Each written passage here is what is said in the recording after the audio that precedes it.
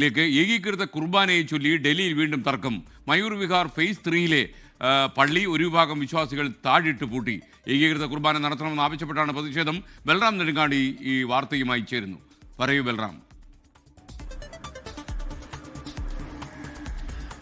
ഏകീകൃത കുർബാനയുമായി ബന്ധപ്പെട്ടുള്ള തർക്കങ്ങൾ വീണ്ടും ഡൽഹിയിൽ സജീവമായിരിക്കുകയാണ്. നേരത്തെ 2021 ഇത്തരത്തിലുള്ള വലിയ തർക്കങ്ങളും ഏറ്റുമുട്ടലുകളും മറ്റും ഉണ്ടായിരുന്നു. തുടർന്ന് 2021 നവംബർ 28 മുതൽ ഏകീകൃത കുർബാന സഭ അംഗീകരിച്ച ഏകീകൃത കുർബാന നടത്തി വരികയാണ്. എന്നാൽ സമീപ കാലത്തായി അതിൽ നിന്നും ചില മാറ്റങ്ങളോടെയാണ് ഈ നടപടിക്രമങ്ങൾ നടത്തുന്നത് എന്നും അത്തരത്തിലുള്ള നിർദ്ദേശങ്ങൾ വൈദികർക്ക് ലഭിച്ചിരിക്കുന്നു എന്നുമാണ് വിശ്വാസികൾ ആരോപിക്കുന്നത്.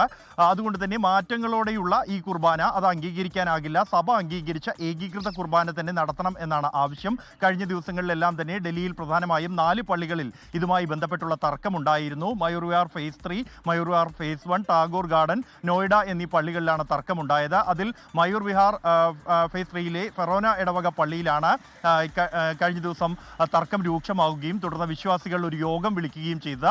ആ യോഗത്തിൽ വെച്ച് വൈദികരോട് ഏകീകൃത കുർബാന നടപ്പാക്കണം, അല്ലാത്ത പക്ഷം പള്ളി അടച്ചുപൂട്ടും എന്ന് അറിയിക്കുകയായിരുന്നു. അത് വലിയ തർക്കത്തിലേക്ക് ആ യോഗം പോയിരുന്നു.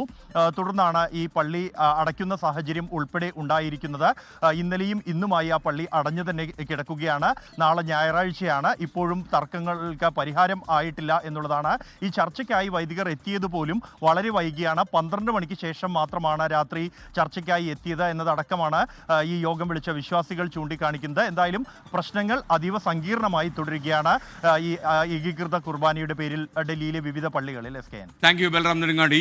ലോകത്തെവിടെയായാലും ഏത് സമയത്തും 24 വാർത്തകളും ഓഗ്മെന്റഡ് റിയാലിറ്റി പാക്കേജുകളും എക്സ്പ്ലെയിനറുകളും വിശദമായി കാണാൻ ഞങ്ങളുടെ യൂട്യൂബ് ചാനൽ നിങ്ങൾക്ക് സബ്സ്ക്രൈബ് ചെയ്യാം.